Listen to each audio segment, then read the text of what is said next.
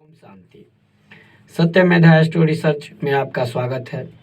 आज का टॉपिक है योग किसे कहते हैं। योग माना जोड़।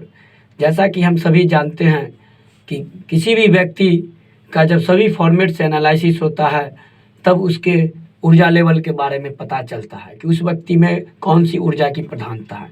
तो शारीरिक ऊर्जा से उस ब्रह्मांडीय ऊर्जा का मिलन ही योग कहलाता है। ये योग समय समय पर फलित होते हैं। ये योग अच्छे और बुरे दोनों परिणाम दे सकते हैं। ये व्यक्ति के विचारधाराओं पर निर्भर करता है। जब किसी भी जातक का जन्म होता है, उस जातक के जन्म के समय में जो प्लैनेट्स उदित होते हैं, जो ऊर्जा की प्रधानता होती है, उससे निहित वैसे गुण उस जातक में पाए जाते हैं।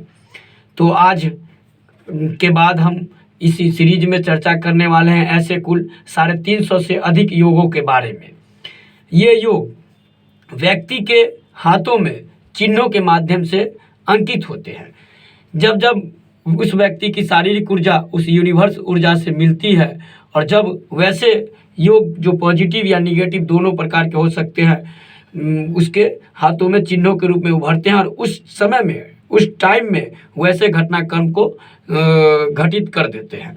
अब जानना ये जरूरी है। बहुत सारे लोग कहते हैं कि कर्म प्रधान होता है, कर्म से भाग्य का निर्माण होता है, लेकिन जानना ये जरूरी है कि कर्म प्रधान सही में होता है, लेकिन कर्म हमें किस प्रकार कैसे और क्यों करने हैं ये जानना जरूरी है। सपोज दैट फॉर एग्जाम्पल, अभी के दौर में एक भी इंसान अपने आप को मूर्ख नहीं समझते हैं।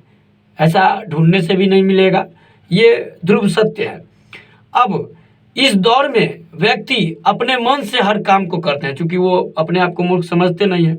तो अगर वो किसी मार्ग पर हैं अपने मन से, मान लीजिए उनको किसी गंतव्य स्थान पर जाना हो और उनको सही मार्ग पता नहीं हो, तो क्या करेंगे? अगर गलत मार्ग पकड़ लिए तो कभी लाइफ में पहुंच पाएंगे नहीं।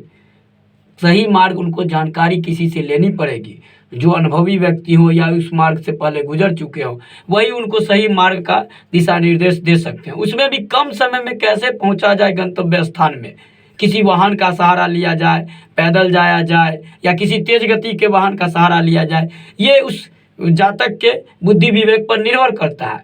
तो ड्यू टू यही चीज कर्म पर लागू होता है और कर्म करने का सही तरीका तभी पता चल पाता है जब व्यक्ति के सभी फॉर्मेटों से एनालिसिस होता है। जैसे उसके हस्तरेखा शास्त्र, जहाँ वो रहता है वहाँ के इन्वायरमेंट क्लाइमेट्स में जो एनर्जी मौजूद है उसका एनालिसिस, न्यूमरोलॉजी, फिर आप जन्म कुंडली बनाकर उसका देख सकते हैं। यानी कि सभी फॉर्मेट से, जैसा कि जो अकर्ट साइंस से जुड़े हुए सब्जेक्ट हैं, तब एग्जैक्ट एनालिसिस करके जो रिपोर्ट कार्ड निकलेगा तब उस व्यक्ति में पता चलेगा कि उस व्यक्ति का ऊर्जा लेवल किस हद तक है और उस व्यक्ति में कौन कौन सी ऊर्जाएं निहित है उस जातक में, और तब उस ऊर्जा से जुड़े हुए रास्ते के बारे में उसको बताया जाएगा कि भैया आप में ये पोटेंशियल इस प्रकार की है, आप में ये क्वालिटी लेबिलिटी है, इस ढंग से आप इसको काम को करेंगे तो कम समय में अत्यधिक सफलता मिलेगी।